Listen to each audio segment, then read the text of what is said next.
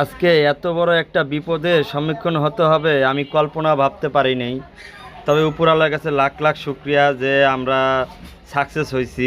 তো বন্ধুরা, আপনারা দেখতে পাচ্ছেন যে এটার ডিসচার্জ লাইনের পাইপটি ফাটা এবং এই যে সেকশন লাইনের সার্ভিস বাল্বের গোড়ায় লিক আছে। তো আমরা এগুলো আইসা দেখছি প্রথম। তো যখন আমি এটা খোলার জন্য আমার ছেলেকে নিচে পাঠাইছি, ও খুলতে পারতেছে না, কারণ এটা অনেক আগের, কোনো রকম ঠেপ ছাড়া নাট জোড়া দেওয়া, এজন্য খোলা যাচ্ছে না। তো এটাকে আমি উপর থেকে ঝালার চেষ্টা করছি এবং ঝেলেছি, সাকসেস হয়েছি।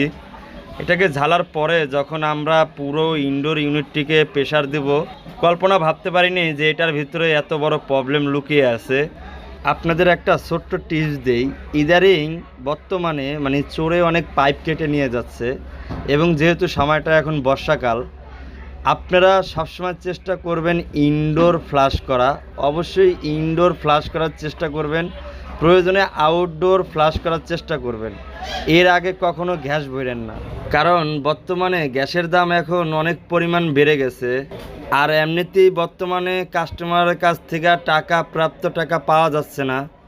আমরা যে পরিমাণ শ্রম দিই, যে পরিমাণ কাজ করি, ওরকম টাকা পাওয়া যাচ্ছে না, কারণ বর্তমানে অহরহ মিস্ত্রি আছে, অল্প কিছু কাজ শিখে বর্তমানে তারা কাজ করতেছে। তারা চিন্তা করে দৈনিক হাজিরা উঠাইতে পারলেই হয়। তারা গরমে আমাদের এই এসি সেক্টরে কাজ করে, শীতে দেখবেন হয়তো গ্রাম অঞ্চলে চাষাবাদ করে।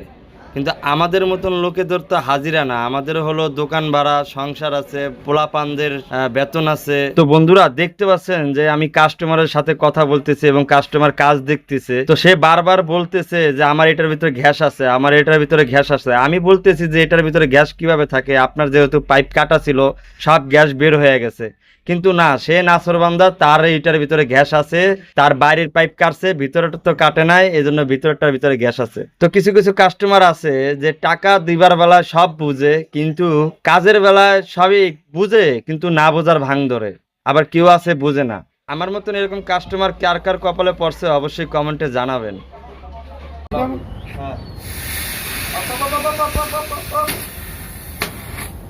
পানি, এই দেন পানি, পানি দাও, পানি দাও, পানি দাও, এই যে পানি, এই যে পানি, এই যে পানি, সব পানি। এটা ইলো কিছু লও, এটা বোতল লও, এটা বোতল লও, ওই যে বোতল, এই যে বোতল, এই যে বোতল বোমা। আর এই পানি যদি খায় বুকে আসা কপালে অলক্ষী আসলো, দাও। এই গাদা কি করছে দেখো অবস্থাটা, দাও। দেখ পানি কেমনে বাইরে রে, ভালো করে ফ্লাশ জ্বালা। হ্যাঁ দেখ, এই পানিটা ডাল, এনে ডাল,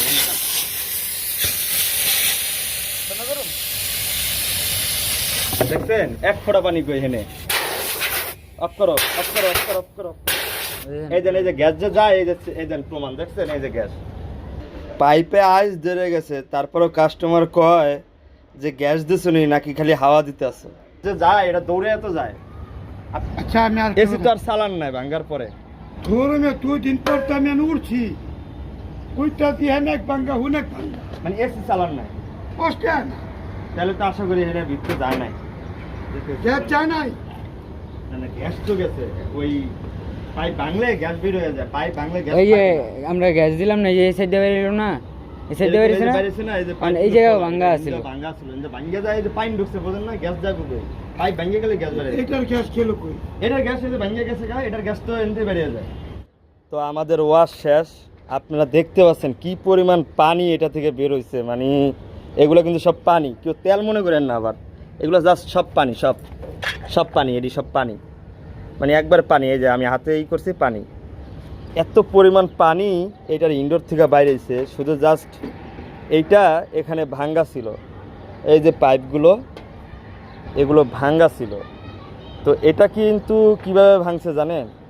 এটা ভাঙার কারণ হয়েছে, এটা একটু ভাঁজ ছিল, জাস্ট কাস্টমারে এটাকে সোজা করতে গিয়ে ভাঙ্গা ফেলাইছে। হ্যাঁ, ভাঙ্গা এই অবস্থায় রাইখে দিছে।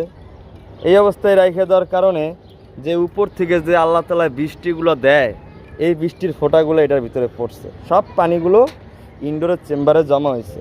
30 গ্যাস এটা দিয়ে ওয়াশ করছি। এখন আমরা এই যে ঝালাইগুলো দিছি, ওখানে একটা ঝালাই দিছি, তারপর আমরা জয়েন্ট নাটগুলো আবার একটু ট্রাই করব লিক চেক করার। তারপরে এগুলো ঝালাই দিছি, দেখতে পাচ্ছেন ঝালাইগুলো কত নিখুঁত এবং সুন্দর হয়েছে ইনশাল্লাহ।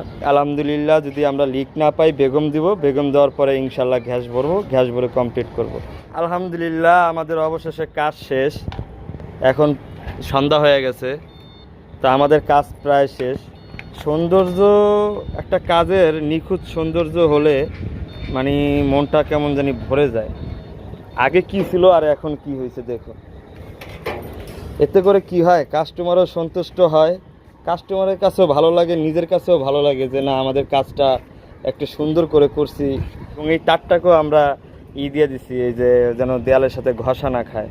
ঠিক আছে, তারটা যেহেতু শর্ট এই জন্য আমরা একসাথে উঠাতে পারিনি। তো ভিডিওটা ভালো লাগলে লাইক করে দেবেন একটা, এবং আপনাদের মন্তব্য থাকলে অবশ্যই কমেন্টে জানাবেন। আবার দেখা হবে নেক্সট কোনো ভিডিওতে ইনশাআল্লাহ।